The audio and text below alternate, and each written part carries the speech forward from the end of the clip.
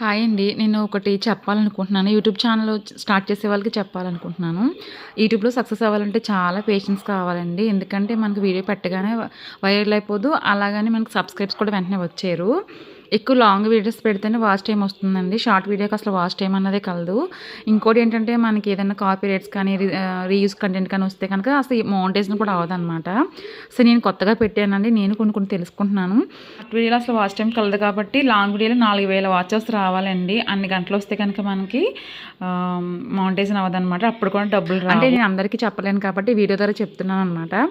అసలు YouTube channel అనేది పెట్టాలనుకుంటే చాలా పేషెన్స్ కావాలండి. వీడియో ఎడిటింగ్ కానీ వాయిస్ ఓవర్ ఇస్తేనే మనకి షార్ట్ వీడియోస్ ముందుకెళ్తాయి. అంటే లేట్ అయినా కానీ టైం పడుతుంది కానీ సక్సెస్ అనేది వస్తుందండి ఎప్పటికైనా. మనం కనిపించేయాలంటే కొన్ని ప్రాబ్లమ్స్ ఉంటాయి. ఇంట్లో వాళ్ళకి ఇష్టం ఉండొచ్చు ఉండకపోవచ్చు కదా.